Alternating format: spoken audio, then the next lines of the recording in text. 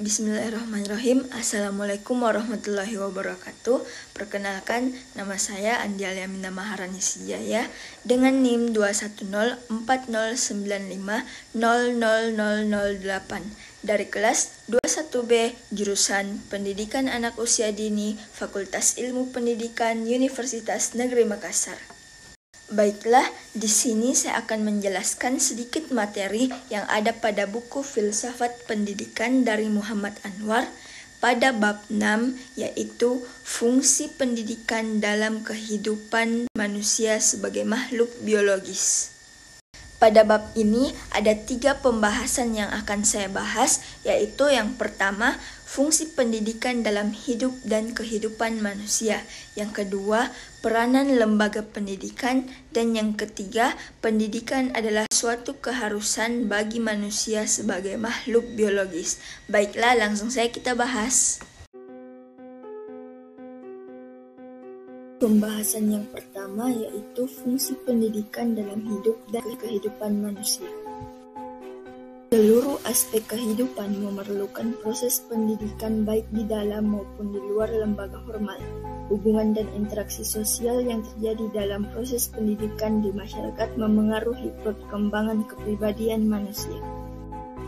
Pendidikan melaksanakan fungsi seluruh aspek kebutuhan hidup untuk mewujudkan potensi manusia sebagai aktualitas, sehingga mampu menjawab tantangan dan memecahkan masalah-masalah yang dihadapi oleh umat manusia dalam dinamika hidup dan perubahan yang terjadi pada masa-masa yang akan datang.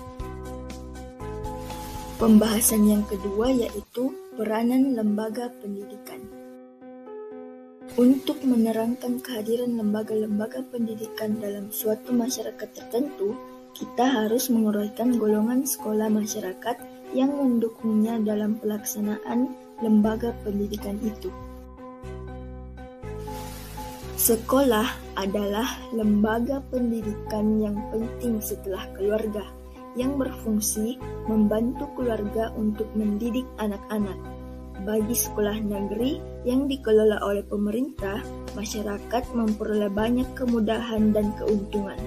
Sedangkan bagi sekolah swasta yang dibentuk dengan usaha bersama yang dilihat dari kesatuan budaya, agama, dan lain sebagainya, ikut serta memikul tanggung jawab pendidikan. Pembahasan yang ketiga yaitu pendidikan adalah suatu keharusan bagi manusia sebagai makhluk biologis. Dididik dan mendidik adalah hal yang unik bagi manusia yang tidak dapat disangkal lagi. Namun, kita juga sering mendengar bahwa istilah mendidik itu juga dipergunakan dalam dunia kehewanan.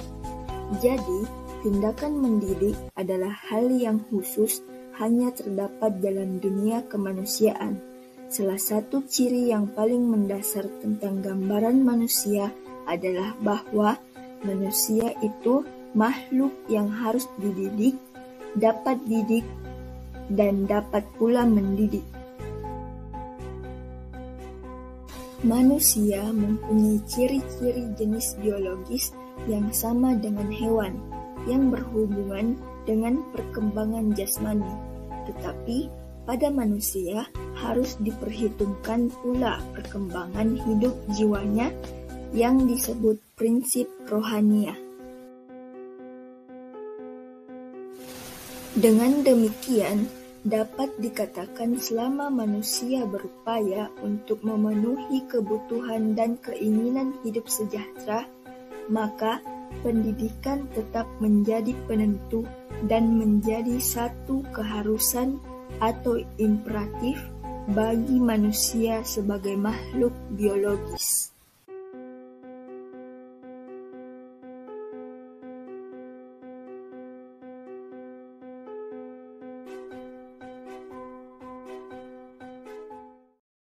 Baiklah, itulah tadi sedikit materi yang saya bahas pada bab 6, yaitu fungsi pendidikan dalam kehidupan manusia sebagai makhluk biologis. Semoga apa yang saya sampaikan dapat bermanfaat bagi kita semua. Demikian dari saya, mohon maaf bila ada salah kata. Wabillahi taufiq wal hidayah. Wassalamualaikum warahmatullahi wabarakatuh.